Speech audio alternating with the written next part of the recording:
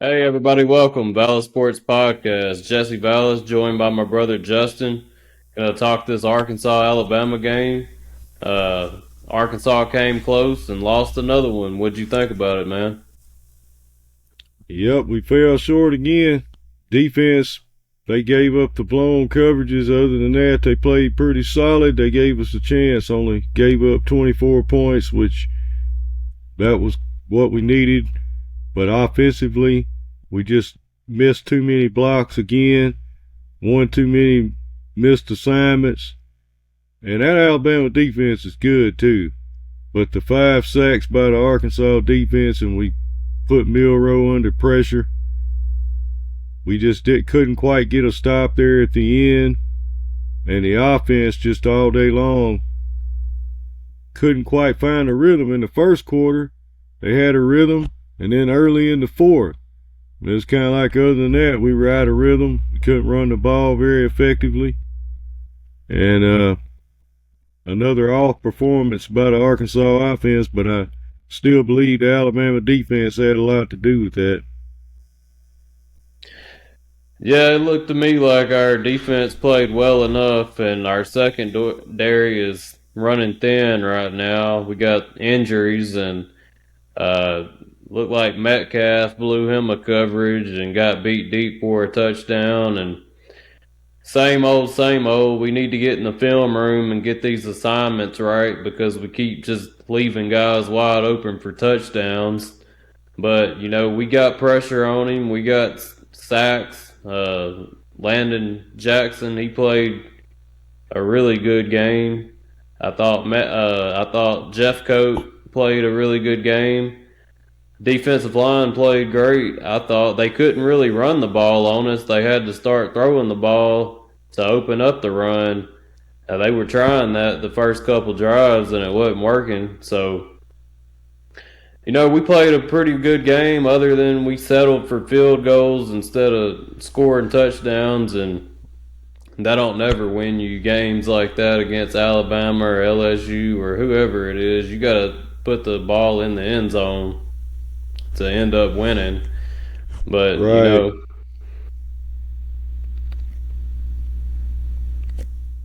Seems like maybe we're playing for the field goal sometimes.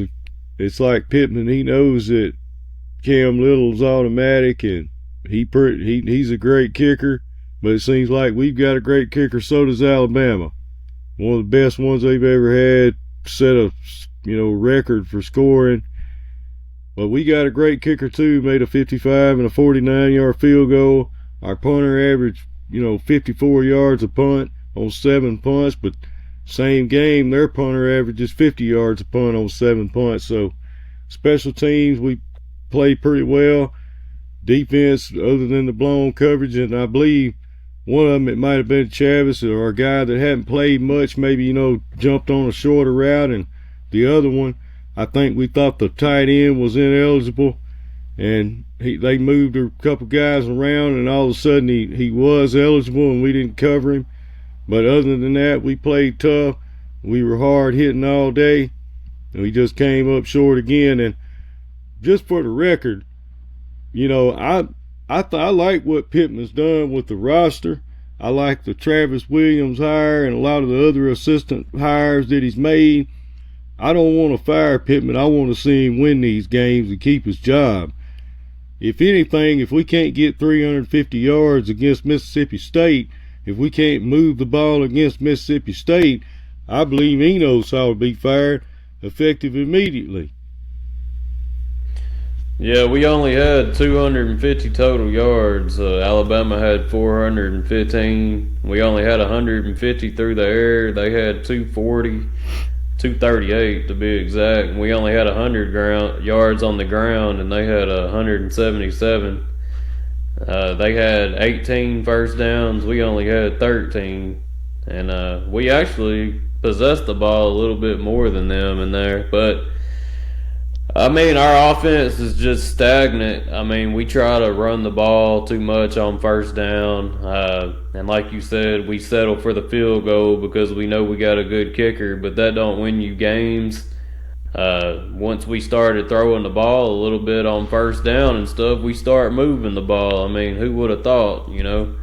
But we had ourselves in position. Even though our offense was so terrible in the first half, we still had a chance to win. Ultimately, you know, Alabama just made some big plays late in the game on third and longs, and Milrow scrambling, getting a first down here, making a perfect throw on third and long in between two defenders off his back foot, being pressured. Great play, also a lucky play. So, you know, things like that, you know, and we fell short, but all we had to do was score one more touchdown instead of settling for a field goal or something like that, and we could have won that game. So just another case of falling short again. It seemed like we were one play away, even the last possession that they had the ball. I thought when he floated that pass up there being pressured once again and hit when he let it go in between maybe even three guys. I thought when he floated that up there, I thought we're going to pick that off with one play away. We can take it back and win this game, but somehow it dropped right in there.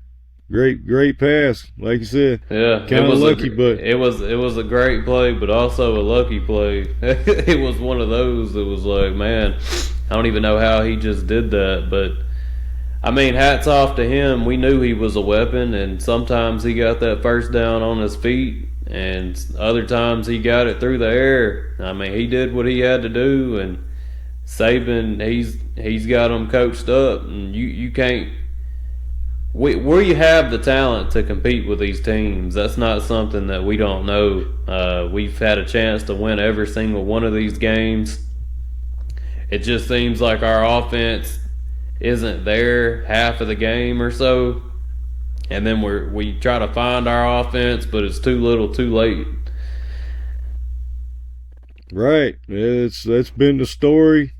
The defense has been a little bit more consistent than the offense, but still just enough inconsistency there to, you know, give up some points that we probably shouldn't have gave up in almost all the games. But the offense just hadn't helped the defense. It's been skipping whole quarters and halves and missing too many blocks, and even Milrow, even though he scrambled on that last drive for 4 when they needed 3, and it looked like Jeff Coat got held by the right tackle, and of course we know we're not getting that call when they're trying to ice it in Tuscaloosa and for the 17th straight, but against the Razorbacks. But we played them tough, and we gave it everything we had. Just not quite good enough to beat Bama. But I feel like we played a tough stretch. We shouldn't have lost to BYU. There's no excuse for that. But the other 4, there's no shame in who we lost to. We needed to pick up at least 1 or 2 of those, but we wasn't able to, and we're sitting there at 2-5. We got to win our next ball game, and now it's not a maybe. We got to win this game.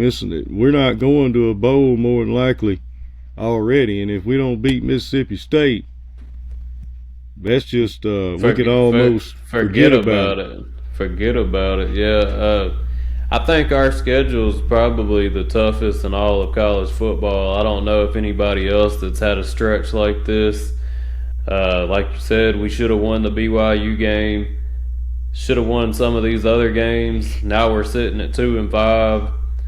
Offensive lines had problems, and we didn't make adjustments. Offensive play calling has been horrible all year, and we haven't made adjustments. So now we're sitting here, and I think Pittman's feeling the pressure. Enos is feeling the pressure. Like you said, I like this hire in Travis Williams. He's been the only consistent one on this team, it seems like, and getting his defense pretty much ready. Like we said, we got some new guys coming in, learning a new defense, and they missed some assignments. But other than that, we're pretty consistent, and we put ourselves in a position to win, and we just fall short. So this is a must-win game coming up against Mississippi State, and I think everybody knows that So Pittman's job is on the line here. Like you said, even though it seems more like a Enos problem, Pittman's job is on the line also if we don't win this game against Mississippi State. And I don't think his job necessarily on the line this year, but it's not setting him up too well for next year if he doesn't win this game. Well, I mean, to some people maybe, but I'd say you're in your fourth year and you're sitting at 2-5, and if you lose to Mississippi State, you're 2-6. To me, that's you need to go. But I know how it is around Arkansas, and a lot of people, they don't think that way. But fourth year is supposed to be your best year. And there's also, fan pressure, that's always going to be there. But like I said earlier, there's a whole lot of positives to like about what Pittman's done. And it'd be hard to, unless he just, only beat FIU. If he didn't win an SEC game, then I could see him getting let go at the end of this season. But I think as long as he's able to, at least win a couple of SEC games, I don't think we'll see that this year. But it's not setting him up too well. If he don't go bowling, that's not setting him up well going into next season. If he goes 4-8 or 5-7, he may not get fired at the end of this year, but it's starting him off on the hot seat real hot. Yeah, I mean, that strength of schedule didn't help him out, but he's got the most experienced we've had the most experienced quarterback that we've had, and I like what he's done with the recruiting here, and we've got the talent to win these games. So I like what I'm seeing on that end. Maybe he just needs to hire another offensive coordinator and get him in there, and if Enos ain't gonna do no better than 200 yards a game, so maybe that's what we need to do instead of getting rid of Pittman. But either way it goes, like you said, these players, they want to play for Pittman. You can see that they haven't gave up yet, and we're fighting hard every game. Hats off to Bama. 17 years in a row they beat us, and like you said, Saban's had our number. Hats off to Milroe, and he did what he had to do in the clutch to get the win. But I feel like if we would have had Kendall Briles, we could have won most of these games and not changed up our offense. Scored more than 20 points. So yeah, I think that's what kind of how people, I feel about it, but I think that's what most people feel like. If you had a veteran quarterback and you changed the offense up that much, it seems like a mistake to most of the people that are out here on the outside looking in, especially the fans, can't understand why you would completely change the offense. But it looks like that's what's happened, and it really held us back.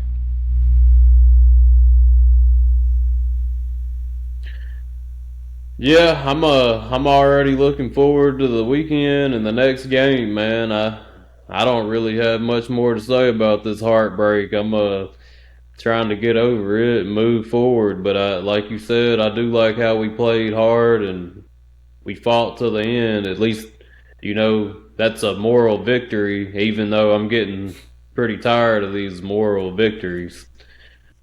Yeah, I don't want any more moral victories. I'm only interested in actual victories. Me too, man. Anything else you'd like to say about this? No. All right, guys. Well, that's all we got to say about this Arkansas-Alabama matchup, man. It was a hard-fought, hard-hitting game, and Razorbacks fell short. Hats off to Alabama for getting the win.